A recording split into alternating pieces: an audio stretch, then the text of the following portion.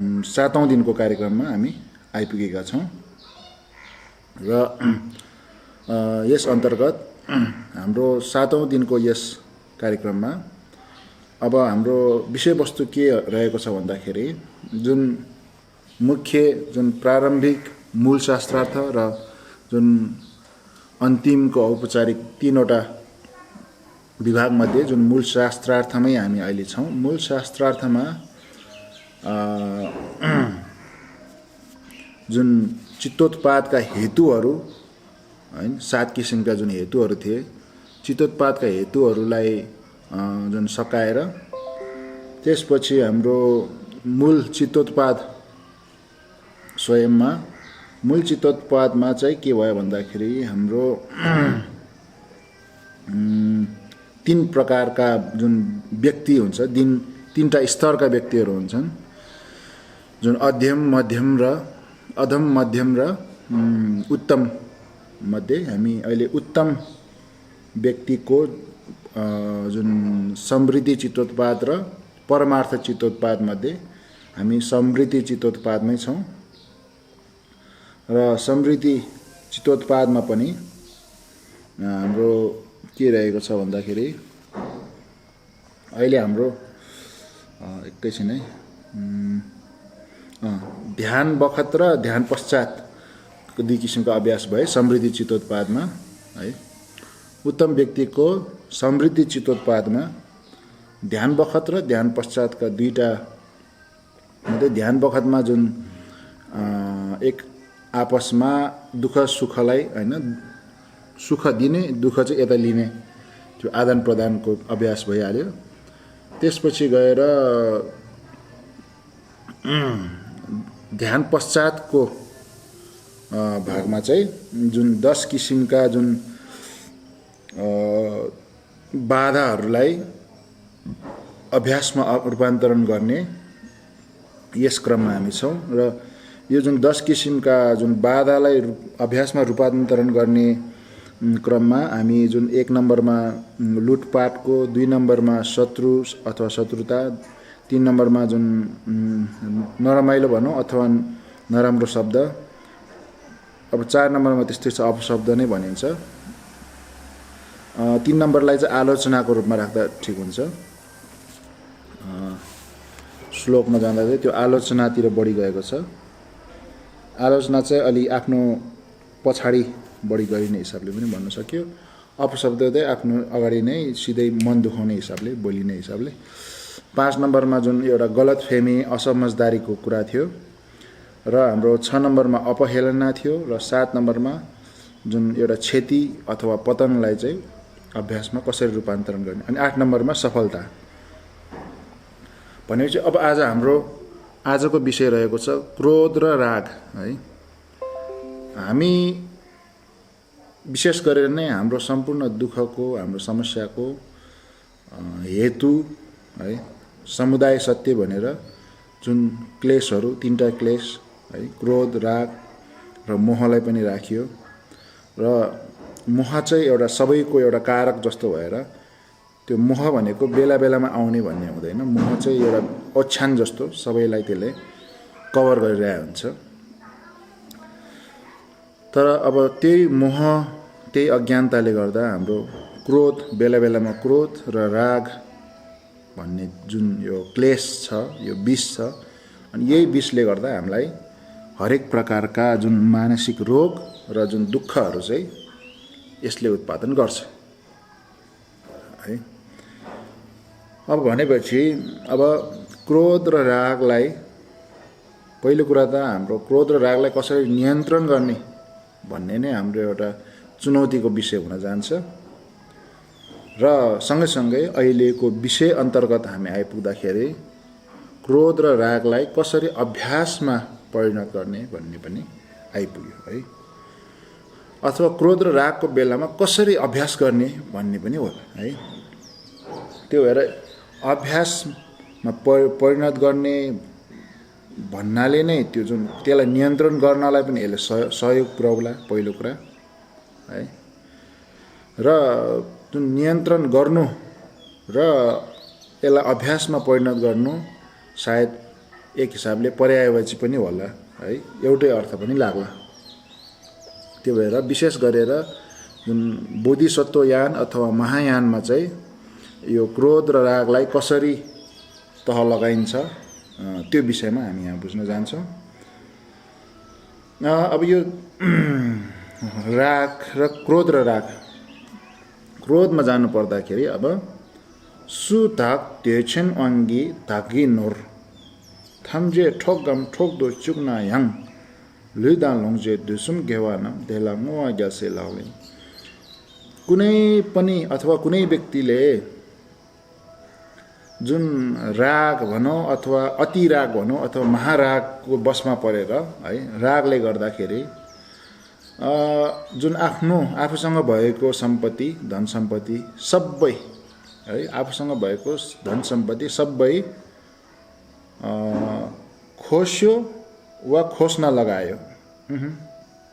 यो त हामी गएको त होइन है, ठोकम ठोक।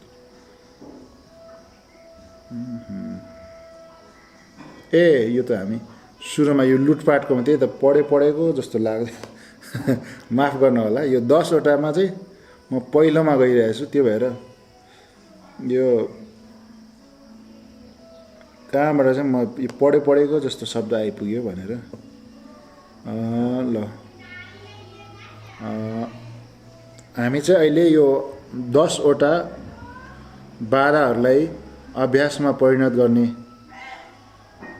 जुन पाठमध्ये हामी 8औँमा थियौँ र अब 8औँमा हामी आइपुग्यौँ। 8औँ पनि होइन, 8औँ चाहिँ सफलता भयो, 9 नम्बरको 9 र 10 चाहिँ बाँकी रह्यो। 9 नम्बरमा राङ्गी सेदङ टाओ माथुल्ना सिरोल टाओ तुलसिङ फेवार्ग्यो धेछिर झम्दा निङ्जे माकपुङ्गी राङ्गी दुर्वा ग्यासे लाग्ने। यो 3 20 5 20 है, 20हरू भनौँ, मनको क्लेशहरू, मनको पापहरू भनौँ। यो मनको पापहरूलाई हाम्रो बुद्ध धर्मको त्रियानमा यसलाई योसँग व्यवहार गर्ने भनौँ, यसलाई कसरी तह लगाउने, यसलाई फेस गर्ने तरिका त्रियानको आफ्नै छ भनेर हामीले एउटा बुझ्न जरुरी त्यो हुन्छ।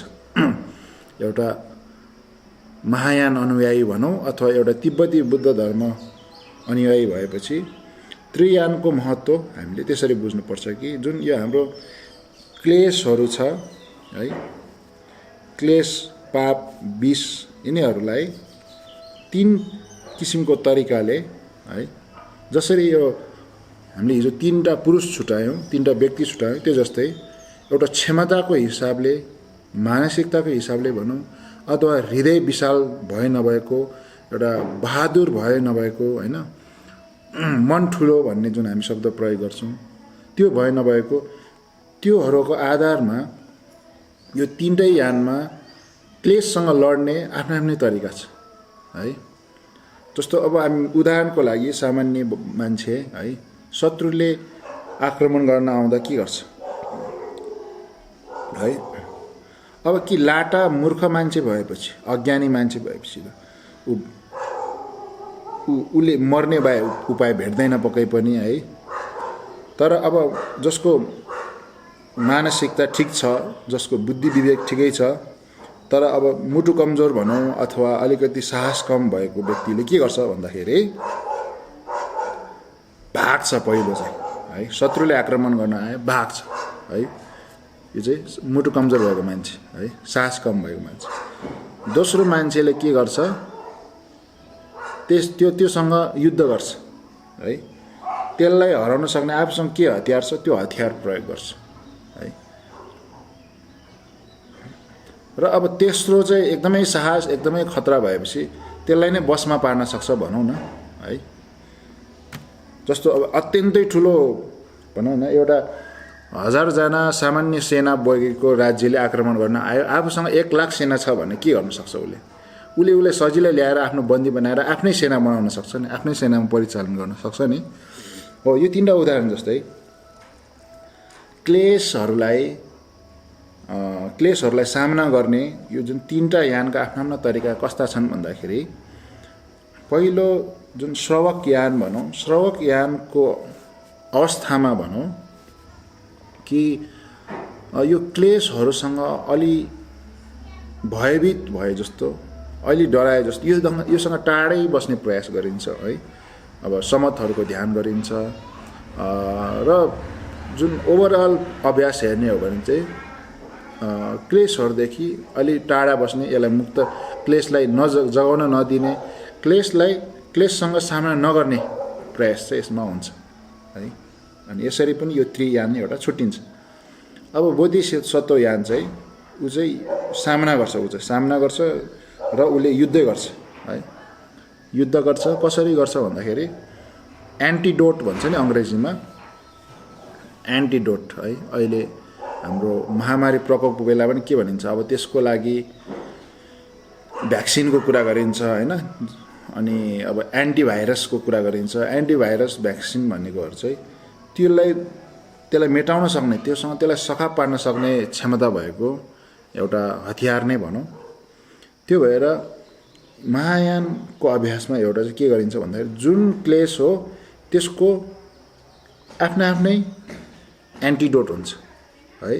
अथवा भनौँ एउटा शत्रुको जुन किसिमको एउटा शक्ति भनौँ अथवा हतियार भनौँ है, अथवा एउटा मान्छेले चेस खेल्छ भने पनि अब घोडासँग लड्नलाई घोडा नै भयो भने होइन, त्यसको एउटा बल भयो, हात्तीसँग लड्न हात्ती नै भयो भने त्यो सबै सामना गर्न सजिलो हुन्छ है। अब अर्कोसँग हात्ती छ, अर्कोसँग उँट छ, आफूसँग घोडा मात्रै छ भने त्यसले पनि हार पर्न सक्छ होइन, कमजोर हुन सक्छ। त्यो भएर भन्नको मतलब सबभन्दा जुन समस्या हो त्यसको आफ्नै समाधान राखिन्छ, एन्टिडोट राखिन्छ। त्यो भएर अब हामी यो श्लोकको व्याख्यामा जाउँ। अब मैले भन्न खोजेको आशय बुझिहाल्नुहुनेछ। राङ्गी सेदङ डाउ माथुन्न, आफ्नो जुन क्रोधको शत्रुलाई तह लगाएन भने है, आफ्नो क्रोधको शत्रुलाई तह लगाएन भने छिरोल ढाउ तुलसिङ फेल भयो। बाहिरी शत्रुहरू है तह लगाऊ अथवा उसलाई नाश गर, ऊ फैलिँदै जान्छ। बाहिरी शत्रु चाहिँ जति तह लगाए पनि ऊ फैलिँदै जान्छ है, अर्को निस्किँदै जान्छ। त्यही छिर झम्दाङ निङ्जे मापुङ्गी, त्यही कारणले तसर्थ मैत्री भाव भनौँ अथवा मैत्री होइन, मैत्री भाव र करुणाको जुन सेनाहरूले है, यहाँ ठ्याक्कै यो सेनाकै यहाँ शब्द उपयोग गरेको छ है, सिपाही है। जुन मैत्री भाव र करुणा जस्तो सिपाहीहरूको सेनाको माध्यमले भनौँ अथवा त्यसको बलले राङ्गी दुर्वा ग्याल्सी लाउने, आफैलाई भनौँ अथवा आफूभित्रमा आफैलाई तह लगाउनु जिनपुत्रको आचरण हो है। सिन्तो धुल्का रङ्गी सेदङ्की टाउ मारुवा देदाङ माथुल्न है, अत्यन्तै तह लगाउन अत्यन्तै कठिन। यदि आफ्नो यो जुन क्रोधको, अब यो फेरि मान्छेहरू यहाँ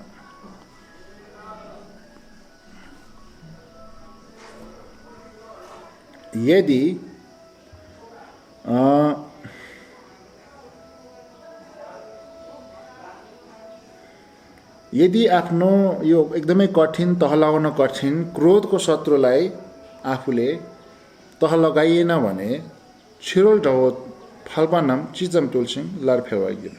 जुन बाहिरी शत्रुहरू तपाईँ जतिसुकै नै तपाईँ तह लगाउनुहोस्, त्यसलाई नष्ट गर्नुहोस्, त्यो झनै फैलिएर जानेछ अथवा भनौँ फेरि फैलिएर जानेछ। धेरै छिर स्याम्जेन देवादान धेन्देगी झ्याम्बादान ढुङ्गालदान ढाल्देगी निङ्जे माकुङ देदागी है। त्यो भएर मैत्री भाव र करुणाको जुन सिपाही र त्यो सिपाहीको सेनाहरूको माध्यमबाट भनेर भन्यो है। अब यहाँ के भनेछ, मैत्री भाव र करुणालाई सानो परिभाषा पनि यहीँ जोडिदिएको छ है। सम्पूर्ण प्राणीहरू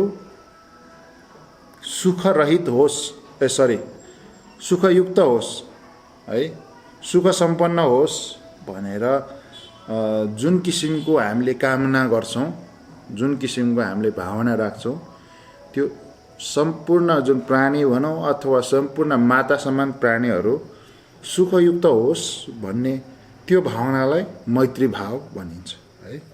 भने अब त्यसको विपरीत फेरि सम्पूर्ण प्राणीहरू दुःखदेखि मुक्त होस् भनेर त्यो गर्न चाहना भनौँ, त्यो भावना चाहिँ त्यसलाई चाहिँ करुणा भनिन्छ है। करुणा चाहिँ अरूको दुःख देख्दाखेरि जुन पलाएर आउने, लागेर आउने दयालाई यहाँ करुणा है भनेर त्यसरी व्याख्या गरिन्छ शास्त्रमा भने।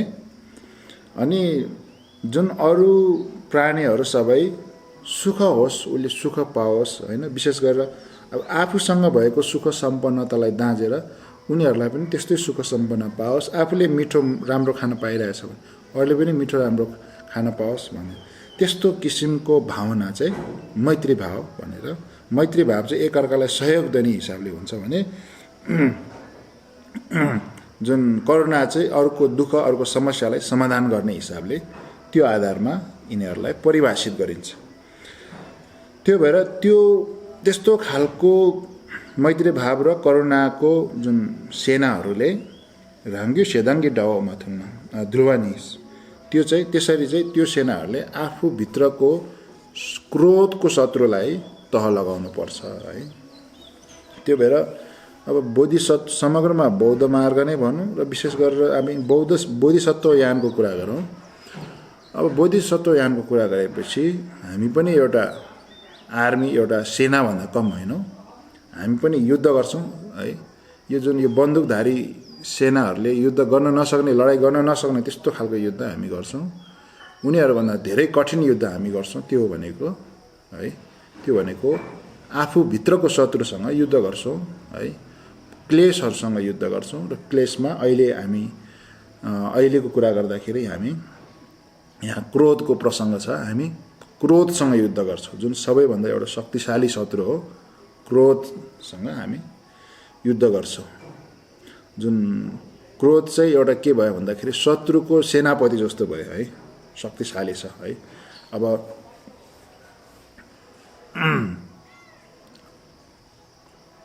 यदि अब क्रोधलाई हामीले सेनापति जस्तो राख्यौँ भने अब अरू हाम्रो ईर्ष्या घमण्ड जतिलाई चाहिँ हामीले अरू सामान्य सेनाको रूपमा राख्न सक्छौँ। अब जस्ट यति उदाहरणको लागि मात्रै। अनि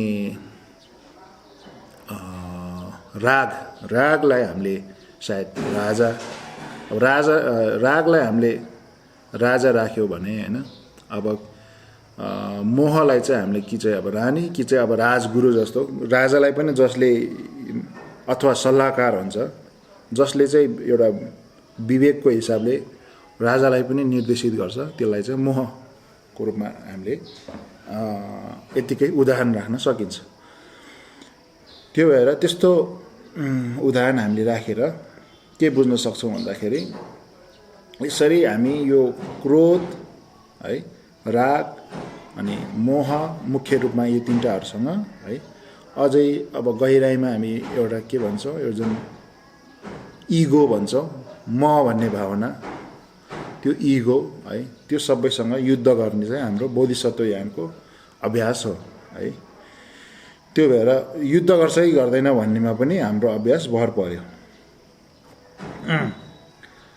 चेन्जुकले यो होइन, यसको चाहिँ जोए नाङ्गी सेम्नी फेरि अब एउटा अरू भयो।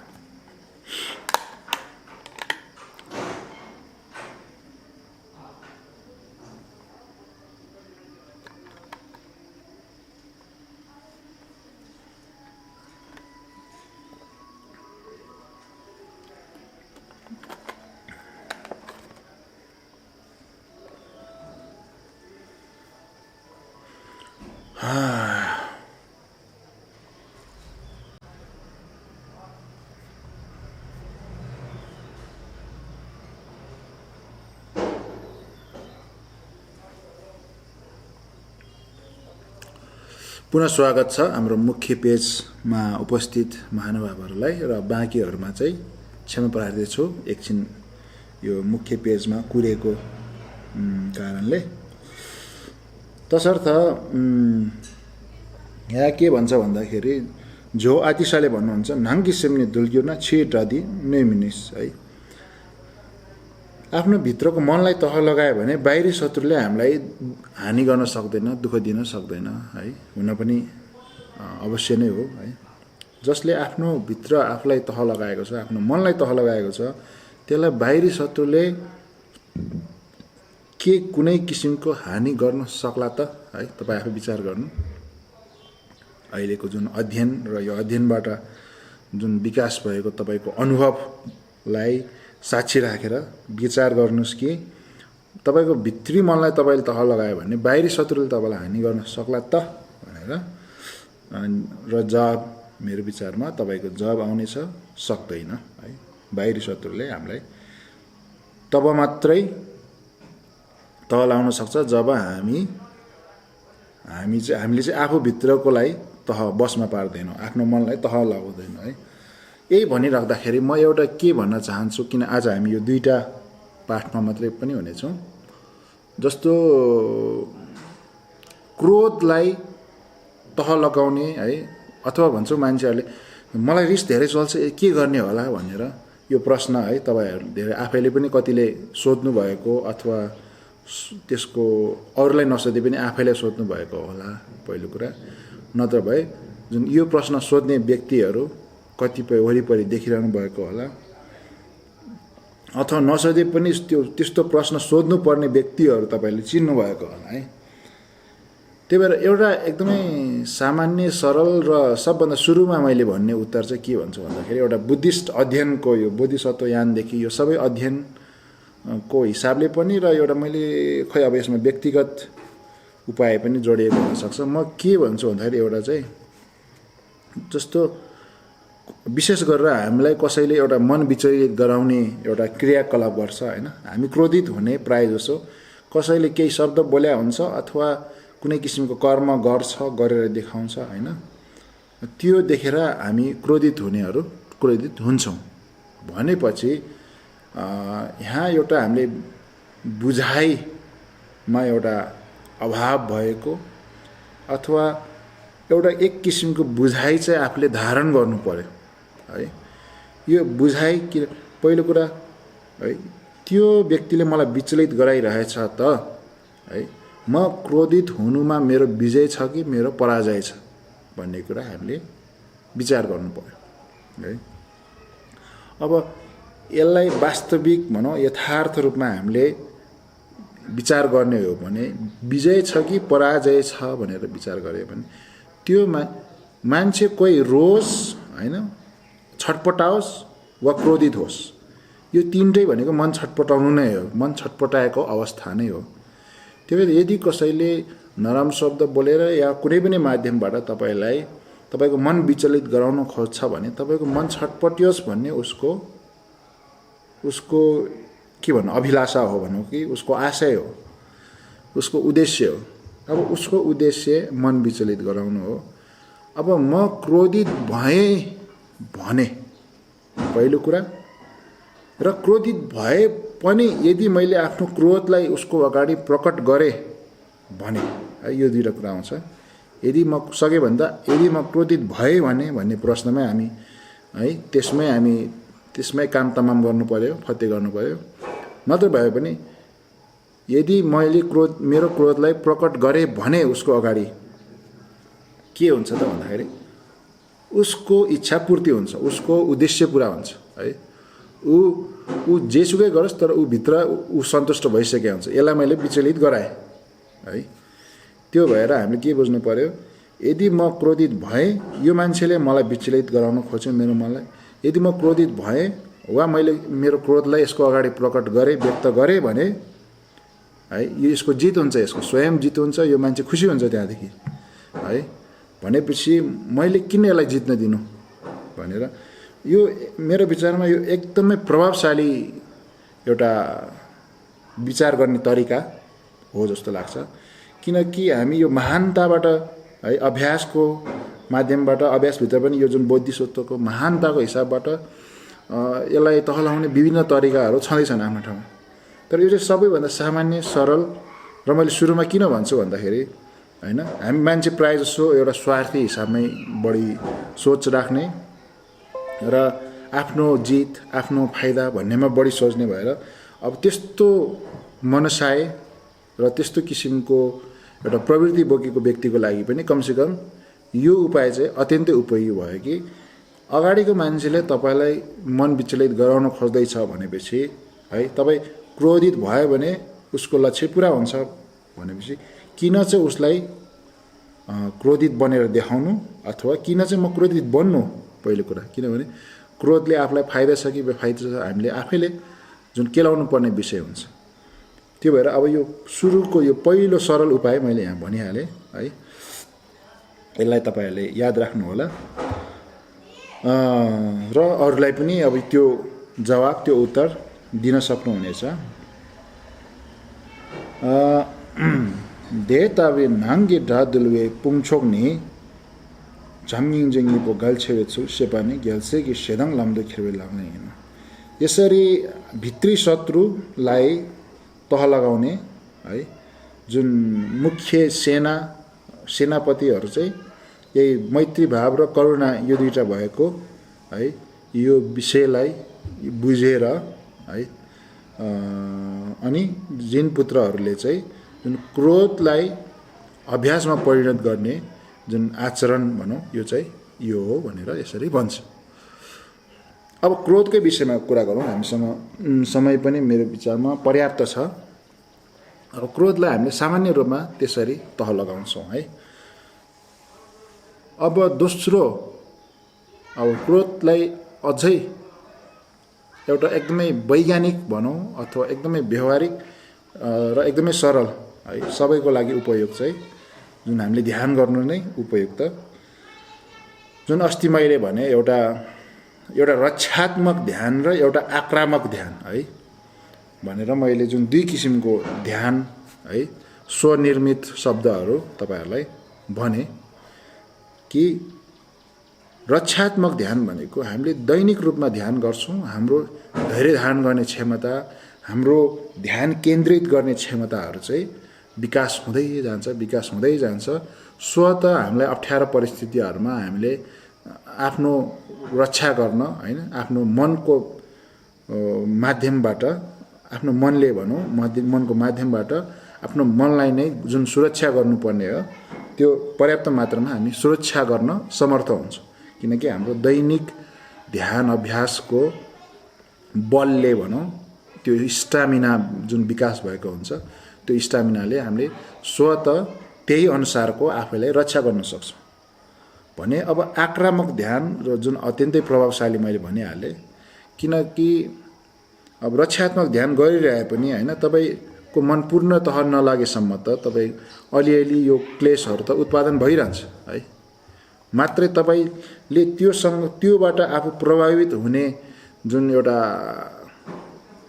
के भन्नु त्यो जुन त्यसको प्रभाव भनौँ प्रभावको त्यो जुन बल भनौँ शक्ति भनौँ त्यो कम हुन्छ है। तपाईले दैनिक अभ्यासको माध्यमबाट जब यो क्लेशहरूलाई तपाईले सामना गर्नुहुन्छ है तब तपाईले जुन दिन ब दिन भनौँ त्यसलाई अझै सजिलो तरिकाले त्यसलाई तपाईले सामना गर्न सक्नुहुन्छ त्यो हो।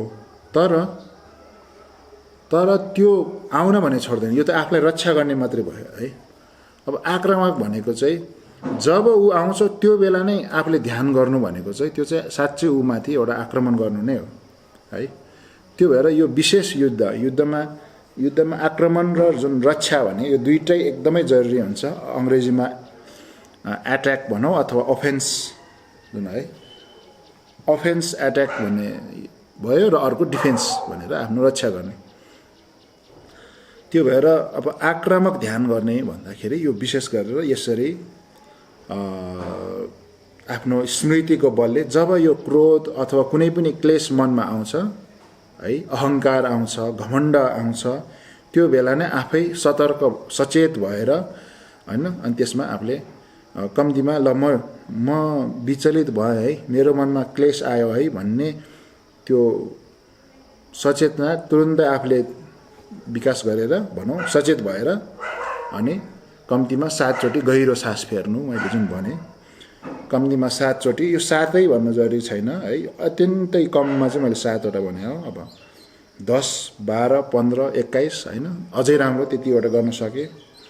नत्र कम्तीमा पनि 3 चोटि 5 चोटि पनि त्यसरी सुरु गरे पनि हुन्छ, यदि 7 चोटि नै पनि गाह्रो लाग्छ भने।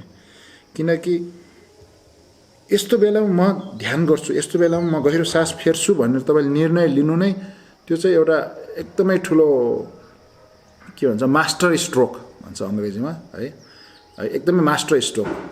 जस्तो युद्ध गर्दाखेरि आफ्नो सबैभन्दा राम्रो हतियार चाहिँ फाले जस्तो, सबभन्दा राम्रो बम चाहिँ अर्कोमाथि आक्रमण गराए जस्तै। अब पहिलो कुरा जब त्यो क्लेश मनमा आउँछ, क्रोध आदि, त्यो बेलामै म गहिरो सास फेर्छु, म एकछिन ध्यान गर्छु, यसलाई म त्यसरी टहलाउँछु भनेर तपाईँले त्यो निर्णय लिनु भनेको सबभन्दा ठुलो पाइला, सबभन्दा ठुलो कदम त्यही हो है। त्यो भएपछि तपाईँले 3 चोटि 5 चोटि गरे पनि फरक परेन सुरुमा, तर मैले मध्यम रूपमा सामान्यतया 7 भनेपछि धेरै लामो पनि होइन, धेरै छोटो पनि होइन, ठिकैको 7 चोटि ध्यान गऱ्यो भने अनि त्यो समय अवधिको हिसाबले पनि त्यसले लगभग काम गरिसक्छ। 7 चोटिसम्म तपाईँले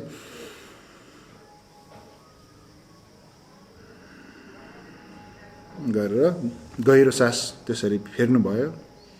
हरेक श्वास होइन लिँदाखेरि नै 4-5 सेकेन्ड, फेरि फाल्दाखेरि 4-5 सेकेन्ड लाग्ने त्यतिको अवधि कम्तीमा, अथवा लगभग त्यतिको अवधि तपाईँले गहिरो सास फेर्ने होइन, एकछिन ध्यान गर्ने होइन।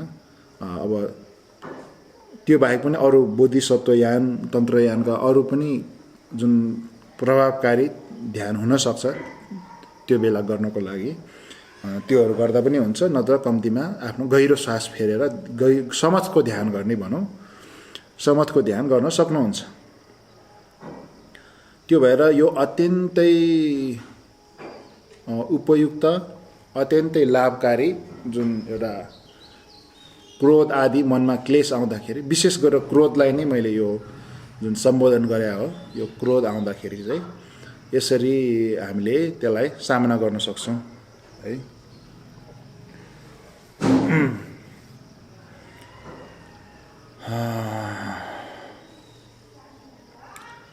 अब हामी 10 नम्बरमा जाउँ।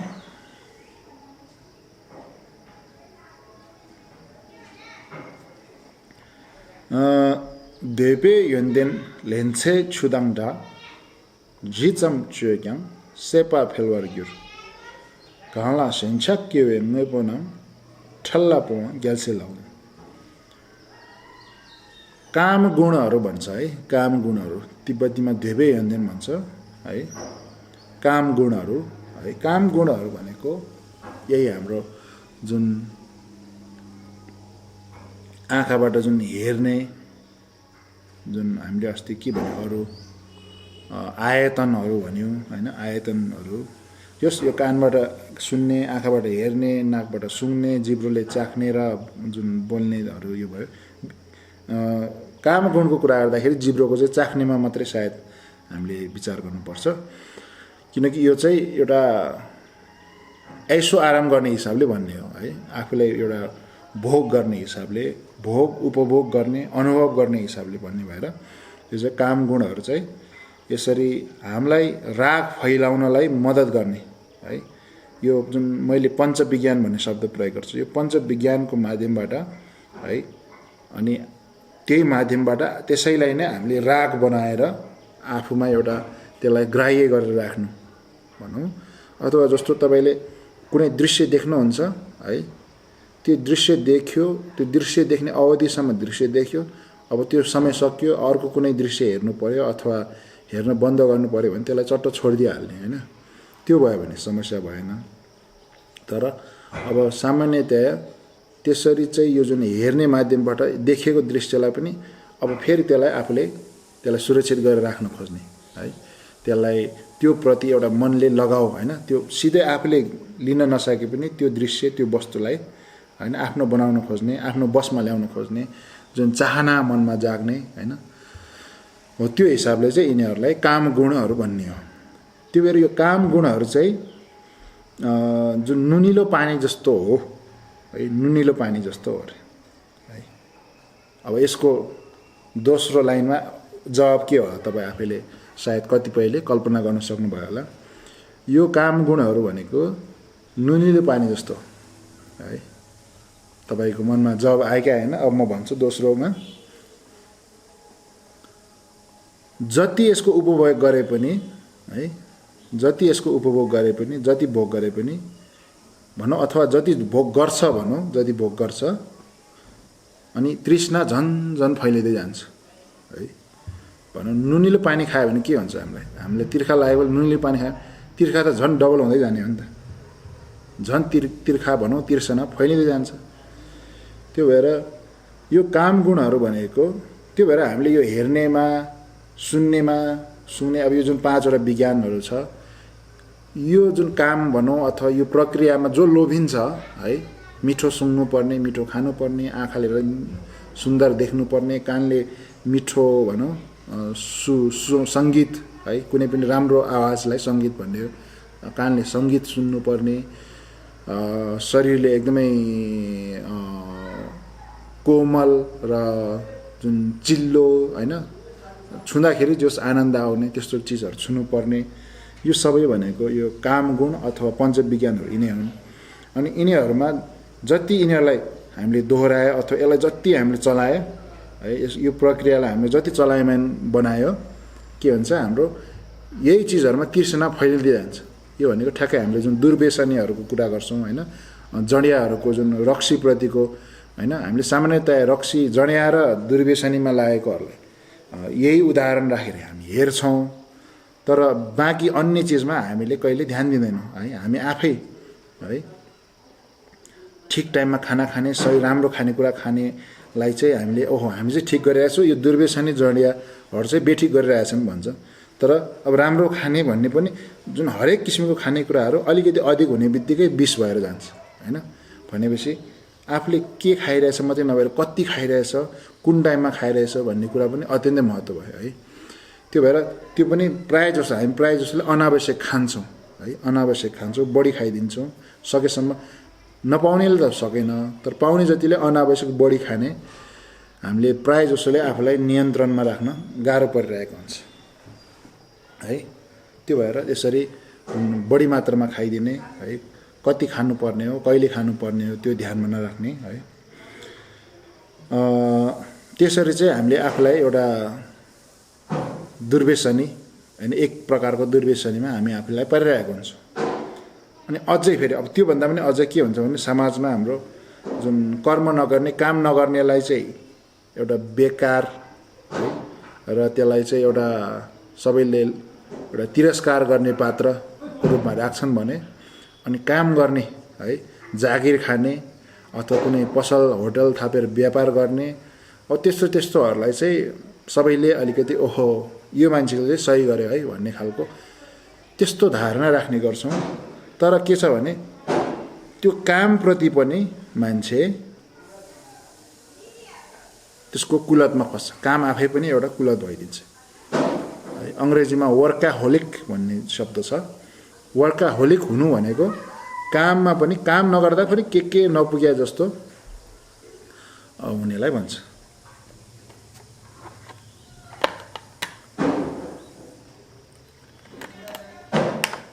सायद यो लकडाउनको समयमा तपाईँहरू प्रायः जसोले अनुभव गर्नुभयो होला है।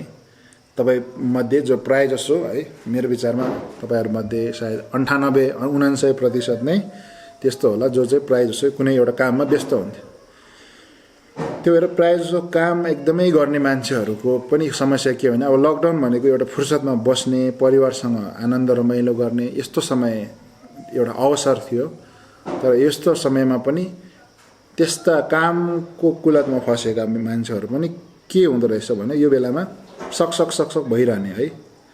के अरे दुर्व्यसनीमा लागेकोहरूलाई होइन, एउटा कम्तीमा पनि चुरोट खान पाएन भने तलतल हुन्छ भने जस्तै काम गर्न नपाउनेहरूले, काम लतमा फसेको मान्छेहरू काम गर्न नपाउँदाखेरि है, आफूसँग वर्षौँको लागि खाने खर्च भए पनि त्यो काम गर्ने लतले गर्दाखेरि चाहिँ कामको सकसक काम नगर्दा के भए जस्तो र के गरौँ भइरहने र त्यो चाहिँ एउटा छटपटी मनको एउटा प्रतिबिम्ब हो भन्ने कुरा पनि अनि प्रायः जसोले बुझ्दैन है। त्यो भएर मनलाई शान्त पार्नु, मनलाई अलि आराममा राख्नु पनि जरुरी छ भन्ने कुरा नबुझेको हो भनेर भनौँ। कामकै कुरा प्रसङ्ग आउँदाखेरि कामको बारेमा एउटा महान व्यक्तिले भनेका छन् रे कि यो चाहिँ तिब्बती यस्तै योगीले भनेका कुरा रहेछन्।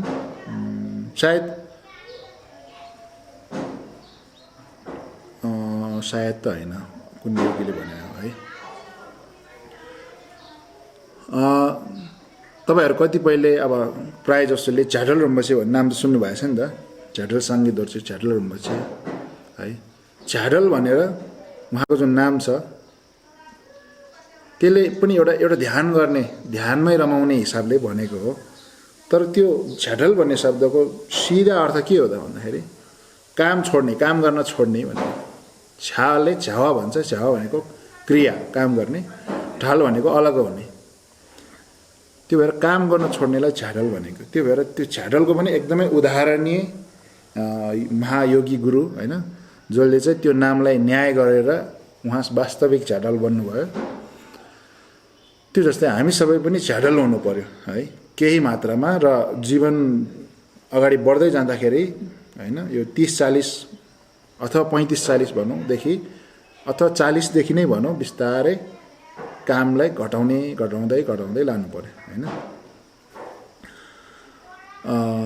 र विशेष गरेर जुन रिटायर भइसकेपछि त अझै मजाले घटाउँदै लानु पर्यो है। त्यो भएर यहाँ मैले प्रसङ्ग एउटा महायोगीले के भनेका थिए भन्ने तिब्बतीमा म पहिला भन्छु। झ्यावा झेपे मासिन शाक्पे सिन भनेर भन्ने रहेछ। झ्यावा झेपे मासिन शाक्पे सिन भन्नाले काम गरेर सकिन्न, काम राखेर सकिन्छ भन्ने रहेछ है। त्यो भएर अब तपाईँहरू जुन किसिमको काम गर्नुहुन्छ होइन, जुन तपाईँको औपचारिक काम, पेसागत काम छ, त्यो बाहेक पनि तपाईँको घरेलु काम, दैनिक कामहरू कति छ होइन, त्यो सबैलाई तपाईँले राम्रै हेर्ने हो भने त्यो गर्न थाले पनि बढ्दै जान्छ झन्। ओहो झन् ओहो यो पनि गर्नु पऱ्यो, त्यो पनि गर्नु पऱ्यो, यो पनि गर्नु पऱ्यो, यो यहाँ राख्नु पऱ्यो, त्यो त्यहाँ राख्नु पऱ्यो। एउटा घर सफा गर्नेमा खोजी गर्ने मान्छे मात्रले पनि उसको घर कहिले सफा हुँदैन भास है। घर सफा कसको हुन्छ भन्दाखेरि जसले सफाइ गर्दैन। भन्नको मतलब हेर्दाखेरि फोहोर सफा देखिने कुरा होइन कि उसको लागि सफा हुन्छ। उस्तो मानसिक हिसाबले जसले चाहिँ सफा गर्नेमा त्यति समय नै होइन। अब सामान्यतया बिहान बेलुकी एक दुईचोटि झाडु लाउनु, एकसो मिलाउनु ठिकै छ। तर अब कोही होइन अति नै सफा गर्नुपर्नेहरू होइन, अब मैले यहाँ उदाहरण राखिरहनु पर्दैन, तपाईँहरू धेरैलाई थाहा छ। तपाईँहरूको घरमा त्यस्ता सफाइको एजेन्डा बोकेकाहरू धेरै हुनुहुन्छ, सरसफाइको। राम्रो हो, त्यसले स्वास्थ्य हाम्रो धेरै कुरालाई फाइदा गर्छ। तर हाम्रो शारीरिक स्वास्थ्यभन्दा मानसिक स्वास्थ्य बढी जरुरी हो भन्ने कुरा बिर्सिनु भएन। र त्यो बुझ्यो भने है मानसिक स्वास्थ्य बढी जरुरी हो भन्ने बुझेपछि हामीलाई कसरी मन चाहिँ सफा राख्नु बढी जरुरी हुन्छ भन्ने कुरा है। हाम्रो मनलाई चाहिँ कसरी सफा राख्ने भन्ने कुरामा हामी बढी सतर्क, हामी त्यसमा बढी सजग हुन सक्छौँ है। र त्यसले हामीलाई वास्तवमै आनन्दित र खुसी बनाउँछ। त्यो भएर जुन महायोगी गुरुले एउटा के भन्नुभयो, काम गरेर सकिन्न, राखेर सकिन्छ है। जब ओके स्टप भन्यो भने त्यहाँदेखि चाहिँ काम सकिएको हुन्छ। नत्र भने अब जबसम्म त्यो कामलाई गरिरह्यो त्यो काम कुनै पनि काम लगभग टुङ्गिने भन्ने हुँदैन है। अब टुङ्गिने हुँदैन भन्दाखेरि फेरि तपाईँहरूले घरको अब कुनै ठुलो मान्छेले अथवा आफ्नो मालिकले ल यस्तो गर भनेर दिएको तपाईँले गर्नु त्यसलाई भन्न खोज्यो होइन। सामान्य रूपमा है कुनै पनि काम गर्न खोज्यो भने यथार्थ रूपमा हेर्ने हो भने त्यो सकिँदैन। र हामी यहाँ श्लोकमै फेरि जाउँ। देपे देन लेन्सै छुदाङडा झिचम चोक्या सेवा फेरि। त्यो भएर यो जुन काम गुणहरू चाहिँ नुनिलो पानी जस्तो हो, जुन चाहिँ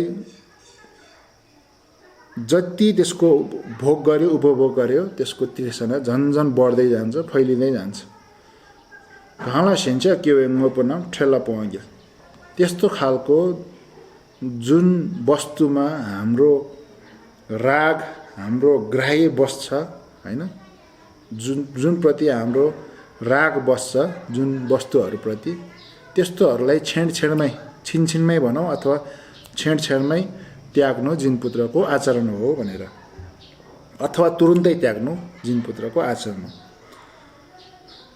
भनेर भनेपछि अब व्याख्यामा जाउँ सुक्दा ढिरो रेग्जाते देवे यन्देन नामनी प्रेरणा लेन्चै छुदाउँडा हो लेन्चै छु थुवादाउँडा हो रूप ध्वनि गन्ध अब रोलाई स्वाद त भन्दैन रोलाई अब फेरि याद आउन छोड्यो रूप ध्वनि गन्ध ल अहिलेलाई म स्वाद भनिदिएँ है रो भन्नेलाई अर्थ स्वादै हो तर सिधा शब्द त्यसको के छ याद आयो भने अहिले भनौँला नत्र अब तपाईँहरू आफै पनि खोज्न सक्नुहुन्छ र रेग्जा चाहिँ स्पर्श है भनेपछि रूप जुन हामीले देख्ने ठा हामीले सुन्ने ध्वनि ठी गन्ध चाहिँ हामीले जुन सुँग्ने नाकबाट रो हामीले जुन जिब्रोले स्वाद चाख्ने र रेग्जा स्पर्श चाहिँ जुन हामीले छुँदाखेरि जुन हामीले अनुभव गर्छौँ जुन किसिमको हाम्रो त्यो वेदना हुन्छ त्यसलाई भन्ने त्यो भएर यिनीहरू चाहिँ नुनिलो पानी जस्तो जति खायो है त्यो नुनिलो पानी खाए जस्तो मात्रै हो पिए जस्तो मात्रै हो देदागलाई चिजम लोङचे चिङ घुम्बा मेपा लर्से पाते छापा फेवा गिरो त्यसलाई जति त्यसको भोग उपभोग गरे पनि है सन्तुष्टि हुनुको सट्टा है सन्तुष्टि नभएर त्यसले झन् तृष्णा फेरि तृष्णा फैलाउँदै जान्छ है त्यसपट्टि तृष्णा फैलाउँछ त्योप्रति राग फैलाउँदै बढाउँदै लैजान्छ देशर युल खाँला सेन्स्याक के वे लङ्जो कि नपोतेन त्यो भएर जुन वस्तुमा जुन हाम्रो राग तृष्णाहरू उत्पन्न हुन्छ अथवा बढ्दै जान्छ है जसलाई जुन वस्तुलाई प्रयोग गर्दाखेरि उपभोग गर्दाखेरि सेन्छाक गोपे छिर ठेल्ला पुवानिस है त्यो भएर जुन यो राग र तृष्णालाई रोक्नको लागि राग र तृष्णालाई त्याग्नको लागि भनौँ हैन विशेष गरेर यहाँ रोक्नको लागि भन्ने शब्द आयो रोक्नको लागि क्षणमै है यो क्षणमा त्यो क्षणमा हरेक क्षणमा त्यसलाई त्याग्दै लानु अथवा त्याग्नु चाहिँ जिनपुत्रको आचरण हो छोमले अब छोममा के भन्छ कर्स्यापने छरबाप्या देवन नामकी घुम्मिगिर कर्स्यापना भनेर यहाँ चाहिँ सायद सुनको टुक्रालाई भन्न खोज्छ सुनको एउटा सीमित मात्रालाई भन्ने हो त्यो भएर सुनको वर्षा नै भए पनि जुन रागले भनौँ रागले गर्दा त्यसले सन्तुष्टि हुँदैन रागको कारणले गर्दाखेरि देवन नक्छुङ हेमावर है खेबा नामकी खुङ्दुछ त्यो भएर यो जुन राग जुन छ यो जुन महत्त्वहीन र यसको चाहिँ दोषहरू बढी यसको गल्ती बढी यसको पाप बढी योबाट हुने विकार बढी त्यो भएर यो जुन महत्त्व कम र विकार बढी हुने जुन यो राग छ त्यस्तो त्यो राग भनेको चिज त्यस्तो हो भनेर एउटा विद्वान र विवेकशील व्यक्तिहरूले बुझ्नुपर्छ थाहा हुनुपर्छ भनेर भन्छ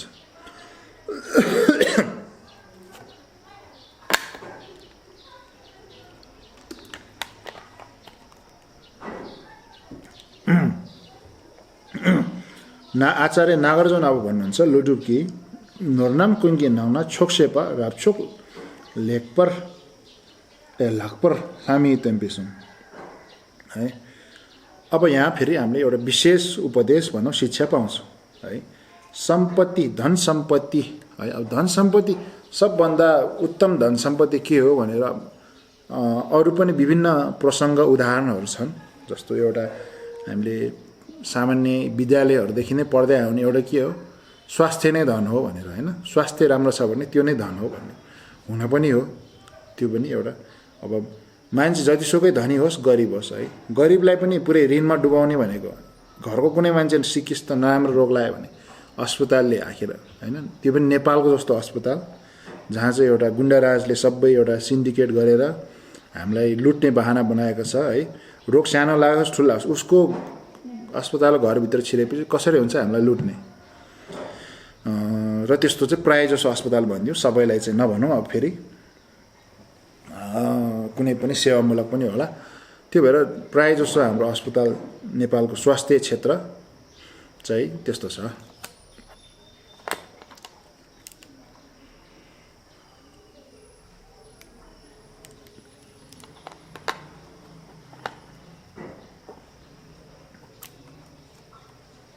हाम्रो नेपालको प्रायः जसो स्वास्थ्य क्षेत्र भनौँ, स्वास्थ्य केन्द्र अस्पतालहरूमा सानोतिनो जस्तो ठुलो बिरामी जस्तो भए पनि एकचोटि आफ्नो आफन्तको शरीरलाई त्यहाँ बुझाइदिइसकेपछि है, पहिलो कुरा हाम्रो धन सम्पत्ति सबै लुटेर लैजान्छ, गरिबहरूलाई ऋणमा डुबाइदिन्छ, धनीहरूले जति धन सम्पत्ति भए पनि त्यो सकाइदिन्छ है, घर जग्गा सबै बेच्न लगाइदिन्छ। त्यस्तो चाहिँ हाम्रो हुन्छ है। हामी फेरि नियमित जाँच पनि गर्दैन हाम्रो प्रायः जसो नेपालीहरूले अझै पनि है, गाडीलाई बाइकलाई चाहिँ गर्छौँ तर आफूलाई गर्दैनौँ। र त्यसले गर्दा एकैचोटि अचानक अस्पताल जानुपर्ने अवस्थालाई निम्त्याउनु नै हाम्रो अहिलेको नेपालीहरूको मध्यम वर्गहरूको विशेष गरेर सबैभन्दा ठुलो भुल नै त्यो, सकेसम्म अस्पताल जानै नपरोस् है। अहिलेको समयमा त झनै अझ विशेष गरेर अस्पताल जानै नपरोस्। त्यस्तो अवस्था आए पनि सकेसम्म कसरी हुन्छ त्यसलाई व्यवस्थित आफैले गर्ने अलिकति त्यसको एउटा बन्दोबस्त गरेन भने अस्पताल गयो भने अहिले त झन् दोब्बर समस्या हुन्छ अहिले महामारीको समयमा। र त्यो बाहेक पनि नेपालमा अस्पतालमा चिकित्सा रोग लिएर जानु भनेको त्यो एउटा ठुलो समस्या हो। ठिकै छ, हाम्रो यो प्रसङ्गले गर्दा स्वास्थ्य नै धन हो भन्ने कुरा पनि अब त्यसले पुष्टि गर्यो, तर यहाँ स्वास्थ्यको कुरा छैन हाम्रो यहाँ। र यो स्वास्थ्यभन्दा पनि अझै महान अझै विशाल धन चाहिँ के हो भनेर यहाँ आचार्य नागार्जुनले परिभाषित गर्दै हुनुहुन्छ है। नन्नाम कोङ्की नाउना सम्पत्तिहरूमा सबैभन्दा विशेष सबैभन्दा उत्तम सम्पत्ति चाहिँ आत्मसन्तुष्टि हो भनेर भन्नुहुन्छ है। अङ्ग्रेजीमा कन्टेन्ट अथवा कन्टेन्टमेन्ट भन्छ, तिब्बतीमा छोक्से भन्छ है। मसँग जे जति छ त्यसले त्यो एकदम पर्याप्त छ है, मलाई पुग्छ है। म त्यो अरू फेरि पाउनको लागि त्यसको तिर्सना त्यसको चाहना बढी गर्दिनँ होइन। त्यो भएर आफूसँग जे छ त्यसमा सन्तुष्ट रहन सक्ने भयो भने है त्यसलाई हामीले आत्मसन्तुष्टि भन्न मिल्यो पहिलो कुरा। र त्यस्तो किसिमको आत्मसन्तुष्टि भनेको सम्पत्तिहरूमा सबैभन्दा उत्तम सम्पत्ति हो भन्छ है। त्यो भएर हुन आज पनि एउटा आर्टिकल चाहिँ देखाएको थिएँ, यो चाहिँ फ्रान्सबाट आएको रहेछ आर्टिकल। फ्रान्समा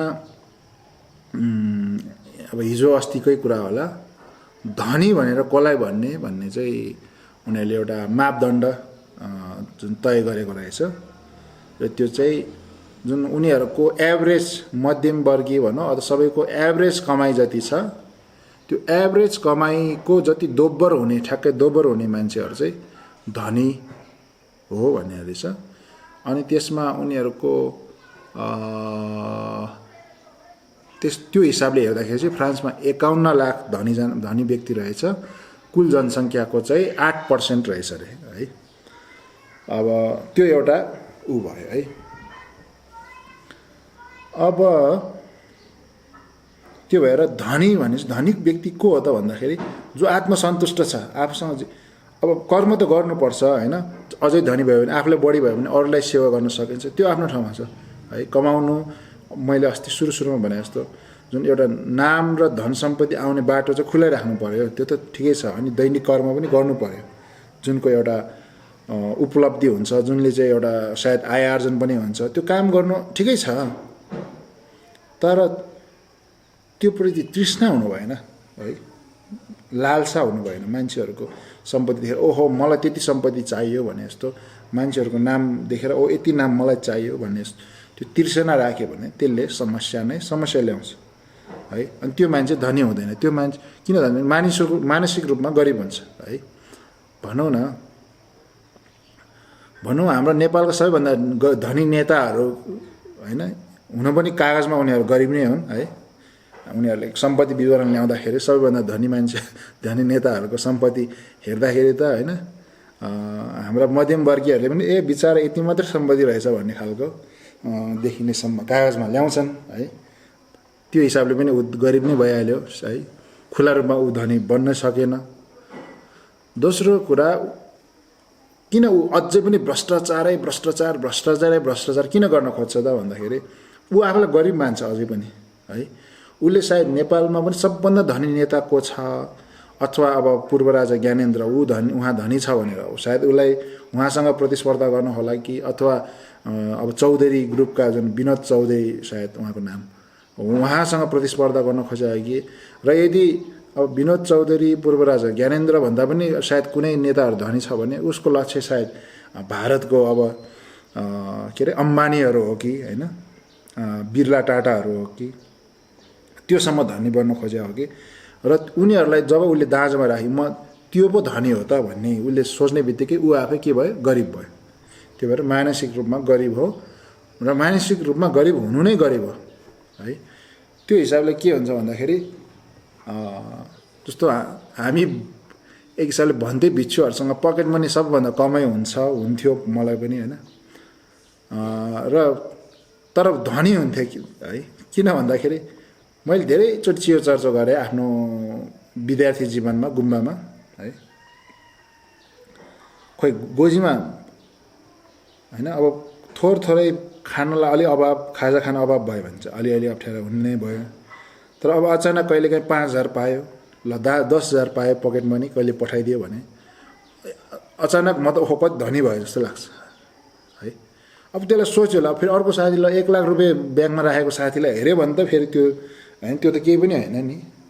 तर पनि ल मलाई 5,000 आयो मेरो हातमा 10,000 आयो भन्ने बित्तिकै धनी फिल हुन्छ है। त्यो भएर र अहिले पनि जे जति छ सायद आफैलाई धनी जस्तो फिल गर्छु म भन्न चाहन्छु। त्यो भएर हाम्रो यहाँ प्रसङ्ग के थियो भन्दाखेरि आत्मसन्तुष्टिको प्रसङ्ग थियो। आत्मसन्तुष्टिको प्रसङ्गमा म एउटा अझै के सन्दर्भ जोड्न चाहन्छु भन्दाखेरि जस्तो यो प्रसङ्ग हो भुटानको है। अब यो तपाईँमध्ये कसैलाई चाहिँ पक्कै थाहा छ तर मलाई लाग्छ तपाईँहरू यो दर्शकमध्ये पनि प्रायःलाई चाहिँ थाहा छैन होला। संसारभरिमा विकसित देश धनी देश होइन अथवा कुनै पनि देशमा एउटा त्यो देशको विकास त्यो देशको एउटा अवस्थालाई निर्धारण गर्ने एउटा युनिट के हुन्छ भन्दाखेरि उनीहरूले जिडिपी भन्छ है। जिडिपी भन्नाले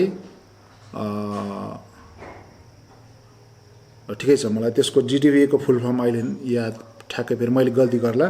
त्यो भएर त्यसको अर्थ मात्रै भन्छु। जिडिपी भनेको एउटा एभरेजमा है औसतमा एउटा देशको सबै जति पनि नागरिक छ उनीहरूको सबै आम्दानीलाई जोडेर उनीहरूको जनसङ्ख्यालाई भाग लाउँदाखेरि होइन एउटा व्यक्तिको औसत आम्दानी कति हुन्छ है वार्षिक रूपमा भन्ने चाहिँ उनीहरूले त्यसलाई जिडिपी भन्छ। अनि त्यो जिडिपी हेरेर चाहिँ संसारको सबै र नेपाल पनि अब त्यसकै पुच्छरमा जबरजस्ती लत्रिरहेको छ है जिडिपीको लागि। जिडिपी भनेको ल एउटा व्यक्तिको औसत कमाइ कति हुन्छ भन्ने कुरा र त्यसले चाहिँ अब त्यो देशको विकास कति भएको छ भन्ने एउटा कुरा र ऊ स्वयंको पनि ऊ कतिको उसको आम्दानी भइरहेको छ ऊ आफै कति अब सुविधायुक्त छ खुसी छ त्यो सबै कुरा त्यहीसँग सरोकार गर्छ। तर भुटानले संसारको विकसित सबभन्दा विकसित है अमेरिका यता पूर्वतिर अस्ट्रेलिया न्युजिल्यान्डहरू अब सायद अब उत्तर पूर्वमा गयो भने सायद जापानहरू पनि होला र विशेष गरेर युरोपमा पनि अत्यन्तै यस्तो विषयलाई बुझ्न प्रयास गर्ने भनेको अब युके भइहाल्यो, अब स्विजरल्यान्ड, फ्रान्स, जर्मनी, यिनीहरू अत्यन्तै सभ्य र अत्यन्तै एउटा पढे लेखेको होइन वैज्ञानिक शिक्षित व्यक्तिहरू बढी भएको देश। अनि उनीहरूको लागि अत्यन्तै एउटा आश्चर्यको विषय भयो, भुटानले जिडिपी नै राख्दैन रहेछ, जिडिपी मापन गर्दैन रहेछ। भनेपछि भुटानले के मापन गर्दो रहेछ भन्दाखेरि अब शब्दमा चाहिँ के भन्छ, अब ग्रोस जिएनएच भन्छ कि के भन्छ, एच चाहिँ पक्कै होला, एच अब एच पनि होइन रहेछ सायद, मलाई युरोपियन विदेशीले हेच हो भन्छ है, जिएनएच होला। जिएनएच भएपछि ग्रोस नेसनल ह्याप्पिनेस भन्छ होला सायद है, तर म गल्ती हुन सक्छु। भन्नको मतलब भुटानको एउटा नागरिक औसतमा है, फेरि ऊ स्वयं मात्रै होइन, सबै नागरिकहरूको एउटा उसको सम्पूर्ण एउटा खुसीलाई मापन गर्दाखेरि औसतमा एउटा भुटानको मान्छे कतिको खुसी छ है, र त्यसको एकदमै सम्बन्ध सिधै सरकार यहाँ पनि आउँछ, कतिको आत्मसन्तुष्ट छ है, उसले आफूलाई खुसी मान्छ कि मान्दैन भन्ने कुरा पनि आउला। त्यो भएर यो चाहिँ मानसिक विषयलाई यहाँ जोडेको है। सम्पूर्ण संसारले भौतिक आधारमा आफ्नो देशको विकास, आफ्नो नागरिकको अवस्थालाई उसले मापन गर्यो भने भुटानले चाहिँ एकदमै संसारलाई उदाहरणीय रूपमा उसले आफ्नो जनताको औसतमा खुसी कति छन् भन्ने कुराले चाहिँ त्यो स्वयं त्यो नागरिकको र देशको विकासलाई, देशको अवस्थालाई त्यसरी मापन गर्यो, जुन चाहिँ संसारलाई चकित र आश्चर्यचकित मात्रै पारेन कि अब त्यो उदाहरणीय पनि बनेको छ।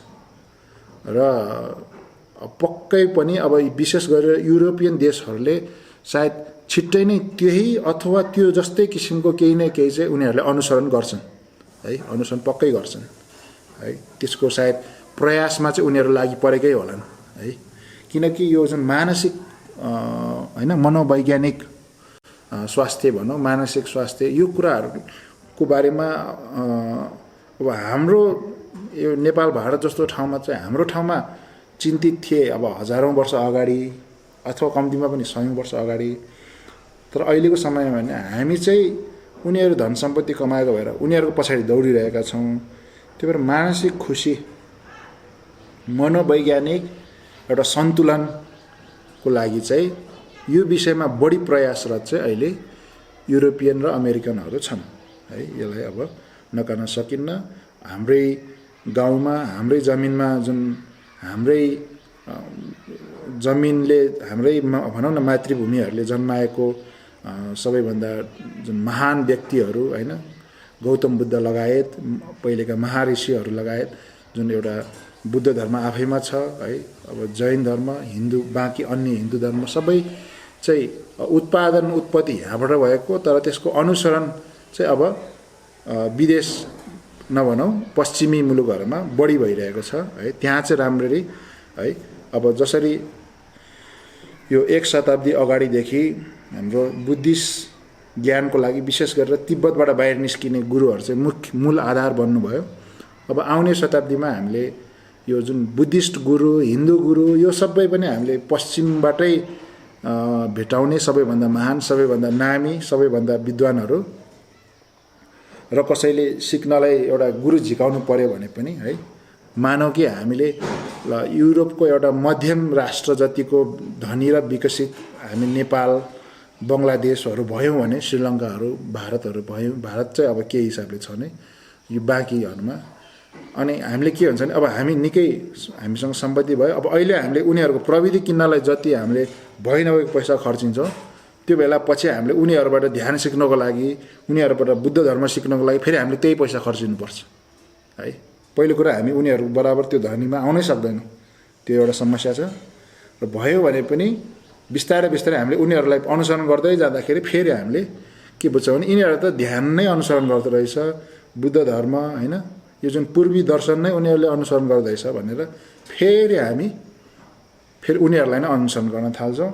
र अहिले हामीसँग जुन कुरा छ है, अहिले हामीलाई जुन कुरा छ पनि छ है, अब मैले अब भनौँ न अहिले यहाँ अब यस्तो आधारभूत शिक्षाहरू म यसरी नेपाली भाषामा व्याख्या गर्दैछु। अब यहाँ तपाईहरुले देख्नुभएको छ प्राय जसोलाई सरोकार छैन। यो अनलाइनबाट मात्रै हैन, मैले साक्षात पनि दिन धेरै प्रयास गरिरहेको हो, धेरै समयदेखि, धेरै वर्षदेखि। र त्यसको सहभागिता, त्यो प्रतिको एउटा जागरुकता, रुचि अत्यन्तै न्यून छ, अत्यन्तै न्यून है। जबकि अब यही विषयवस्तु है, अब मलाई अंग्रेजीमा कठिनाइ छैन। अब मैले विदेश गएर विदेशीको अगाडि सुनाए भने उनीहरू प्राय जसोलाई एकदमै रुचि हुन्छ, पहिलो कुरा। दोस्रो कुरा, म चाहिँ फेरि एउटा प्रवचन गर्ने भन्दा पनि अन्तर्क्रियालाई बढी रुचाउने हैन। गाह्रो गाह्रो प्रश्न सोधेर बरु मलाई नै कुनै कुनै चाहिँ ल मलाई नै एउटा हैन यसको जवाब चाहिँ के होला भन्ने खालको बनाइदियो भने, र सकेसम्म बनाउनु परेन भने पनि मैले भयभरको आफ्नो एउटा जुन एउटा सोच्ने मसिन भनौँ, आफ्नो विचारको एउटा सङ्गालो, विचारको सङ्ग्रहबाट मैले उनीहरूलाई आफ्नो सोच्ने तरिकाबाट जति धेरै जवाब दिन सक्छु। त्यो भएर अन्तर्क्रियामुखी हिसाबले पनि सायद एउटा छिट्टो नै धेरैजनाको एउटा सहभागिता मैले पाउन सक्छु जस्तो लाग्छ है, विदेशमा गएर अंग्रेजीमै अन्तर्क्रिया गर्दा पनि है। तर के छ, अब हाम्रो यहाँ त यसको महत्त्व धेरैले बुझेका छैनन् है। हामी धार्मिक अभ्यास भने पनि अब पूजाआजा साधना भयो भने चाहिँ बरु सयौं हजारौं हामी थुप्रिन्छौँ। तर यो विषयलाई बुझ्नको लागि यसरी सुन्ने, अध्ययन गर्ने र अन्तर्क्रिया गर्ने, सबभन्दा महत्त्वपूर्ण अन्तर्क्रिया गर्ने हाम्रोमा त्यो प्रचलन नै छैन है, परम्परा नै छैन। त्यो भएर अब यही चिज हामीले भविष्यमा 50 वर्ष 100 वर्ष पछाडि हाम्रो छोरा नातिले विदेशीहरूबाट पैसा तिरेर सिक्नेछ। यो चाहिँ सायद मैले हस्ताक्षर गरेर राखिदिए पनि हुन्छ है। हुन पनि अहिले पनि त्यही हो। अब योगा भन्ने, योगा अभ्यास भन्ने पनि त्यही हो। जब अंग्रेजीहरूले चाहिँ सिकेर उनीहरूले अभ्यास गर्न थाले अनि बल्ल हामीलाई पनि योगा भन्ने चस्का चढ्यो। जबकि योगा भनेको त यहाँ उनीहरूलाई त थाहा पनि थिएन। हाम्रो यहाँ पो योगा, यो ध्यान भन्ने प्रायः जसो हाम्रो यहीँ भएको थियो। ठिकै छ, अब हाम्रो विषयवस्तुमा फेरि जोड्यौँ। ल आत्मसन्तुष्टि, त्यो भएर सबैभन्दा उत्तम धन भनेको आत्मसन्तुष्टि हो है। आत्मसन्तुष्टि भयो भने है त्यस उसलाई अरू केही पनि चाहिँदैन है। जति छ उसलाई पर्याप्त छ। त्यो भएर उसको एउटा मनमा एउटा एकदमै सकारात्मक ऊर्जा हुन्छ जससँग आत्मसन्तुष्टि हुन्छ है। है मलाई चाहिएको मसँग छ भन्नु जस्तो है, त्यो भनेको अत्यन्तै एउटा ठुलो उपलब्धि हो। किनकि मान्छे आत्मसन्तुष्ट भइदिन्न, लाख कमाउँदा भइदिन्न, करोड कमाउँदा भइदिन्न, अरब कमाउँदा भइदिन्न, अनि के हुन्छ, अनि यस्तै नाना थरीको भ्रष्टाचार हुन थाल्छ। अनि त्यसरी चाहिँ के भयो, यहाँ हामी लाखौं करोडौं जनतालाई नै एउटा दुःखमा, भोकमरीमा, यातनामा राख्ने काम त्यसले गर्दा हुन्छ। किनकि एउटै व्यक्तिले करोडौं अर्बौं कमाउँदा पनि ऊ आत्मसन्तुष्ट भइदिन्न। छोक्सेपा रपचोक लेपर हामी तेम्बेसुङ है, त्यो सबैभन्दा उत्तम हो भनेर जुन मनुष्य र जुन देवहरूका मार्गदर्शक बुद्धले भन्नुभएको थियो। देताबी छोक्से फाक्वे नोर्ला निङपोर जेपानी ग्यासे नामकी द्वेषक लम्दो खेरवे लागे। यसरी यो जुन आत्मसन्तुष्टिलाई आर्यहरूको धनको पनि एकदमै मुख्य भनौँ, गुदी भनौँ हैन, धनहरूको एकदमै सर्वमुख्य धन नै आर्यहरूको यही आत्मसन्तुष्टि हो भनेर यसरी बुझ्नु भनौँ।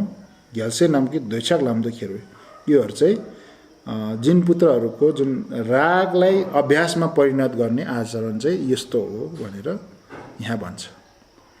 अब हाम्रो क्रोध र रागलाई अभ्यासमा परिणत गर्ने जुन यो दुईटा अध्याय हाम्रो यहाँ सकियो। अब यसमा हाम्रो के सकियो भन्दाखेरि